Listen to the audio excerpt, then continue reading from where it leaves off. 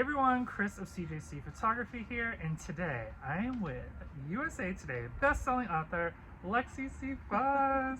She loves to play in dark worlds, especially the ones that bite. And this is also the first author interview I've ever done, so I'm really excited, especially that it's with you. So yesterday we did our first book signing of the year, which was TNT, North Carolina, which is very beautiful here. We're in Lexi's beautiful yard. And I kind of just wanted to start off with, what advice would you give authors that are going to their first signing? Like, what to do, what not to do? So I typically would say to make a list of things that you're going to need at a signing, because I think it's really easy to then go through the list and figure out what you're going to actually need to take with you. And it's such basic things like mints or gum, right? Markers would be another one. Don't forget pens markers. To be able to sign the actual book. You know, everyone always focuses on the books and the swag. Yeah. They don't actually they don't think about the little logistical things like hand sanitizer or bottled water, or things like that you're just going to need. Or you have cute little bags that if people buy a lot of books, they can put the books inside, which is, those are really nice. Yeah, that's really helpful to have. Or bags, and they also function as swag, because you can put your logo on them. Yep. So yeah, definitely something I would recommend. But I think listing everything is definitely my biggest recommendation. Yes. And also to just ask in the author group what people are bringing with them, because I think authors are always willing to help other authors. Yeah. And so a lot of them will have other suggestions and whatnot, and they might be something you're not thinking about, or something I wouldn't even think about, even though I've been to several sightings. So or like this time yesterday you had the new setup, the shelving that you've never used before, and that worked really well. So like trial and error. Yes, and you also do pre-orders, yes, which then you get a sense of like what to bring. Yeah, so usually, especially because I have over 50 books out, so I have to do pre-orders to figure out like what am I bringing. Because if I brought one of each book that I've ever read, it would be like the entire table. So well, you probably need to too. Yeah, probably. So let's start at the beginning. I said read, but right. You know what I mean? Yeah. If I did every book I've ever read, it would be like the entire room. Fair. So how long have you been interested in writing? Where did that passion begin? I've been writing since 2008, started publishing in 2017, but it kind of started when I was a kid. I always used to fantasize about stories in my head, so I would like go somewhere and then I would make believe in my head everything that may have happened in this place. And so I didn't realize what it was when I was a kid. I just kind of thought I was a daydreamer. Yeah. And I realized later in life, shortly after college actually, that it was because I liked writing stories. And so I started just randomly writing them down, and I was really bad at it at first because everybody's bad at it at first, I think. And I just kind of kept writing and writing and writing and reading and doing lots of reading. And they just kind of kept coming together, and I've always had the stories. It was just a matter of developing the craft, essentially. How to like put them the way you want. Yeah. Which I'd be curious to read like your first beginning ones compared to like now. Like a big difference is the first book that I wrote. That was my next question. Yeah, What's that's your a question. first book? So Blood Laws was the first book I've ever written. I started writing that back in 2008. My first version of it was 350,000 words. Oh my gosh. Which is not a novel, right? A novel is like 80,000 words. And so Blood Laws is actually 120,000. But I had to narrow it down so much to make it a single book. Right. Granted, it is a serial, not a series. So it's an ongoing story arc, which is fine. But when I first started writing, I had no concept for like what's a word count that makes a novel. I just kind of wrote the story, and I've written it probably 10 or 15 times since then. Oh, wow. So yeah, and I published the version I published in 2017 is not the version that's alive today. Ooh. I actually went back and revamped the entire thing. So back in 2019. It's probably similar to like other creative genres where it's like you always feel like you can go back and like read to it and like start from scratch in ways. Like my pictures when I first started, I don't think I have most of them because it's like trash, and I don't want to like. I think but it's also it's not. I had shows how like how far you've grown. Yeah, too. That too. But I'm sure like they're probably not trash, but to you they are, because you know what you can do better now. Yeah. So speaking about being new, what advice would you give new writers who maybe they're working on their first book? Don't stop writing. Okay. Keep Solid. writing. A lot of times people, I think, get overwhelmed and they want to start over. I always recommend that you at least finish fleshing out the story and then you can start over. But it really just kind of depends on the writer. No one has it absolutely correct, meaning that you can't just listen to how I write. You can't listen to my method and expect that it's going to apply to you. It definitely, everybody's unique. We're creative individuals. So finding your own voice. Yeah, find your own voice and find your own writing habits, like your own methods for getting a book done. And no one way is the right way. And just because it works for someone else doesn't mean it's going to work for you. So, and that's the same thing for marketing as an author too. So it's everybody markets in different ways, and what works for one person for marketing doesn't work for all. True, and like really finding like your strengths in that realm. And then the next question goes really well with that, because in regards to your writing process, what is a typical day like? Typical day has changed for me over the last year. So, because I've been new mom. Yeah. So, new mom. So I have a baby. So I used to get up and pretty late in the morning, like 10 or 11, and have breakfast, and I would start writing around maybe 1 in the afternoon, and then I would take a break in the evening, and then I would get back into writing, and I would write until midnight usually. Now I don't do that. Canceled. I usually write on my phone actually first thing in the morning to kind of get the voices flowing, and then I will go feed the baby, and then I'll go back and write for about 3 or 4 hours, and then feed the baby. And then if I'm feeling up for it, I'll go write a little bit more or work on business type administration things, because no matter what anyone says, it's definitely like 20% writing and 80% admin when you're an author. Same and then as photographer, pretty much. And then I'll go feed the baby, and then if I feel like it in the evening, I might write on my phone. So I usually write on my phone in the morning and the evening, because if I go to bed to sleep thinking about the story, then it's fresh in my mind. I usually dream about it, so then it's so like that fresh in my mind. helps you then. Yeah, it helps me stay in the story and in the mode of writing. Yeah. That usually distracts me if I have ideas. I need to get them out before I go to sleep, or then I can't sleep. Yeah, for me, it facilitates. Yeah, that's awesome. Then that would help me. Like, anywhere I could sleep, please. I didn't write, I forget, sorry, to the person that actually gave me this question, but in your reader group, someone gave me this question, so I won't take credit for it. Are any of your characters based on people you know, and how do you come up with their names? No, they're not based on anyone I know, because it's actually illegal to do. I didn't know that. Because that's why there's always a disclaimer in the beginning of the book that says this is not based on real people or real events. So, and also the voices are just in my head. Yeah. So it would be really like hard Bob for me. Smith is. Yeah, it's kind of like how I have all these models on my covers, and everyone's like, "Oh, is this how you envision the character?" And I'm like, "No, actually, it's just."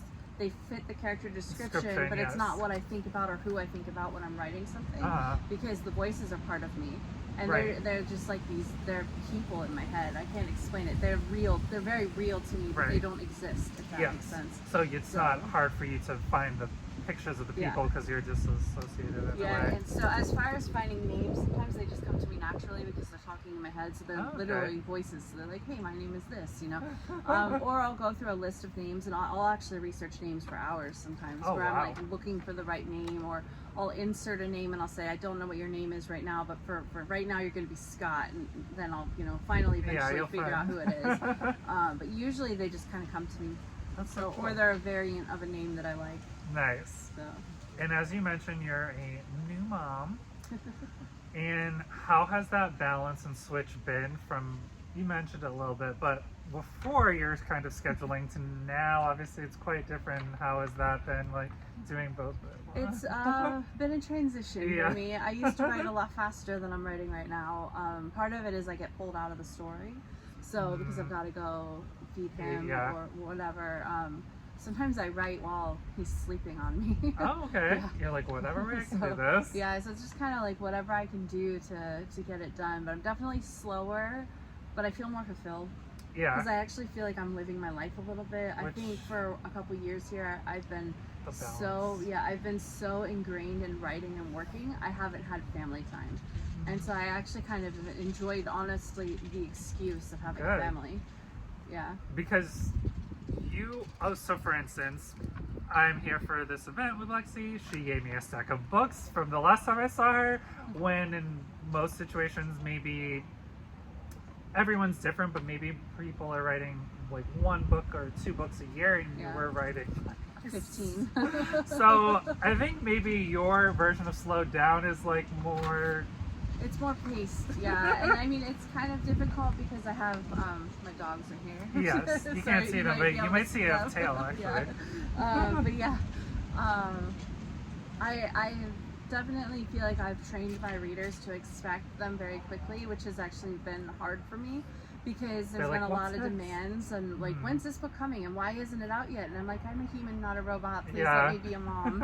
You know, and so that's been a little bit difficult for me because I'm a people pleaser. I want to make everyone happy. And so, but you know what? Then them having to wait for it, they'll appreciate it that much more when they get it. And you have so many other books they can reread. Reread something else. Actually, I am very curious about this one. Do you suffer ever from writer's block, and how do you deal with that? Typically, if I don't really have writer's block in the sense that I can't. So I think writer's block to me, definition-wise, is somebody who just can't get any words down. Right. I will have writer's block sometimes if I'm on a story that I don't feel like writing. So, for example, the book I just published, Cruelly Bitten, I was pregnant, and I was very emotional while pregnant, and then I had to, consider the potential for postpartum depression as newly mom and things like that. And so anyway, so Cruelly Bitten is exceptionally dark material. It's very much a dark romance, and so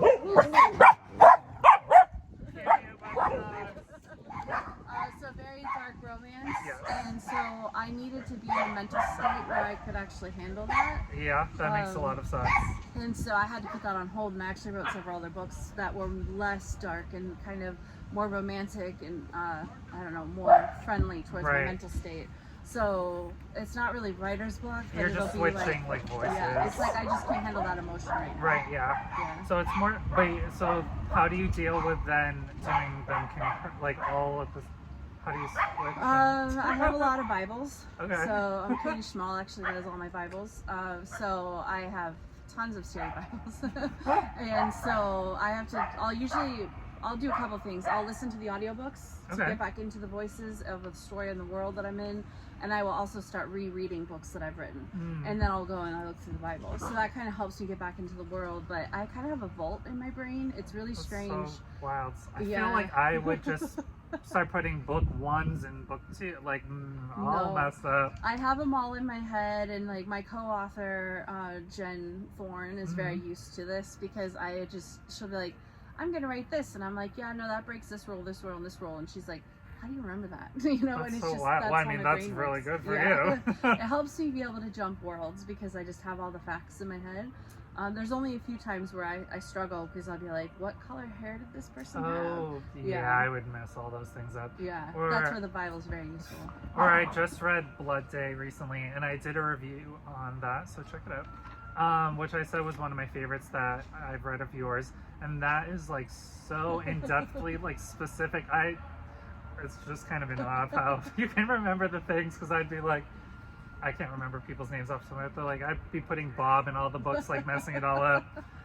So where does your inspiration come from? Travel a lot of times. So seeing the world, like when I went to Andorra for the first time, the whole story for Andorra sector just populated in my head. Like it just, my editor would tell me I used that wrong, but I always just populated in. But anyway, it just kind of like appeared in my head that, the whole storyline, and I wanted to explore it. And that was also one of my favorites. That's a dark one. For Blood Day specifically, you pre-warned me that it was very dark, and then I'd be reading and I'm like, when does it get really dark? And then I'm like, maybe I'm just used to this kind of, or maybe the movies I watch, I'm just like already used to that. So like you said, you've written over 50. Yeah. I don't know if you're going to be able to answer this one. Yeah. Do you have a favorite book or series that you've written, and why? I would say I love them all for different reasons. I love the Blood Alliance series because it's a playground where I have no limits. So I can go as dark as I want, and I don't feel guilty for that darkness because it's just the way that world is set up. So I really enjoy that world because there's a lot of freedom, and I don't have any kind of ceiling that I'm operating under. Right. Immortal Curse is my baby, though. So Immortal Curse is the world that I've been writing in since 2008. All those characters are very much in my head. Those voices are with me constantly. Even while I'm writing other worlds, they're talking to me. And they're always talking at the voices that I'm currently writing, even though they're not in the same world. Like the conflicting in your head. It's just like, they're just kind of like that devil on my shoulder that just keeps having all these little snippy comments. And so I love that world. It's very much my heart. But I also, I like all the worlds for different things. I like the X-Clan world because, again, it's dark, and I like that they're standalone stories. Yeah. And that's just, there's not as much pressure in my mind to keep all of the strands together, so to speak. Yeah. So yeah, it gets very overwhelming and daunting. Like Blood Alliance was very daunting because it's very political. So there's a whole like tension and what's the word I'm looking for? The suspense line going through the whole thing that has to do with the politics. And so that was very overwhelming, especially for the last book, because I had all of these loose strands to tie together. And it's like I don't have that in X-Clan. X-Clan's just more like the relationship. Yeah. So then let's say, and this happened yesterday, so if you're a brand new potential Lexi C. Foss reader, where do you tell them to start? Usually I ask them if they prefer reverse harem or male-female romance. If they prefer reverse harem, I always say Carnage Island because it's a standalone, it's my best seller. Everybody loves it. So yeah, Carnage Island is usually what I recommend if they like reverse harem because again, standalone bestseller does really well. And for male-female, I usually ask them how dark they like their romance because I write varying levels of darkness. And so if they're not really into dark romance, I usually say Immortal Curse or the Dark Provenance series because those tend to be less dark. But if they like dark romance, then I'll say if you like the wolves, I would tell you to go into Endora Sector. And if you like vampires, I would say Chastely Bitten with Blood Alliance. So that, that, especially yesterday, was helpful because we kind of broke it out so they could really get into their genre. Specific. And we even put the ones that I write not as Lexi C. Foss on the base table, which were like the non-paranormal romance. And then, what can readers expect from us here without putting too much pressure on you? They can expect me to be taking it easy this year. I'm going to be writing what I feel like writing. Good. I've decided that I'm just going to kind of follow my muse at the moment. I came off of one hell of a book. Cruelly Bitten was very dark, very, very, very long. It's after everything with the bonus material, it was 190,000 words, so it was a very, very long book. And so I decided that, my brain just needs a break. So I'm going to start working on some standalones. Yeah, and I have like a contemporary Calliope that I'm going to be writing on AC Kramer. Yes. Yeah, so that one will be really, really easy on my head. Yeah. Because it won't have all that political suspense, background. And yeah, so I'm just going to kind of do some of those things. And I'm going to have a few series I'm going to be working on, but they're going to be a lot slower right now because those overarching themes and the overarching plots right now, I just need a break. I need to write some standalones. So where I like can how just write even you're saying you're slowing down, you're not actually in yeah, what you're saying. I'm slowing down some of my series. I think some people are going to be very upset. The Blood King's getting pushed. Captive of Hell is getting pushed. Hellfey Prince is probably getting pushed. Like, I need to be able to focus on some standalones right now. That's and important also my too. son. Yeah, priorities. Yeah, priorities. That's actually been so hard for me because I have dueling priorities. Because being an author is definitely who I am, and that's a priority to me. But my son is also a priority, and so I'm having to really figure out how to juggle that. Yeah. So. I feel like you're doing a great job. I'm trying. That's all we can do. And then you're going to a lot of signings this year. Yes. And if you do come to one of the signings that Lexi's at, she will also be having signing exclusives, which is exciting. So then you can only be getting those at the specific signings. Yeah. So we were just talking about signings, I feel like all weekend. So your next one is the Denver. Okay. Yeah, readers take Denver, and then a Polycon, and then the Ohio event, Bray. Yep. In Ohio, and then a Space Coast. And then Scotland. Yeah, Scotland, and then I think it's AAM in Charlotte, and then I have an event in Seattle. You have she has the details on her website. So Yeah, check there's them so out. many events. Yeah. Check them Next all one out. is Denver. Yeah, I'm going to that one too, and Eric Gilmet is coming too. Yeah. So you can get all the Eric books. He's on a few of them. Yes, we'll have to have a whole Eric section. Yes. But yeah, thank you so much for being my first author Yeah, interview. thank you. I hope you guys liked the interview. If you have more questions, you could leave them in the comments. Maybe Lexi can answer them if you have other questions, and then I'll leave the information for all her socials so you can buy all the books. Thank Thank you.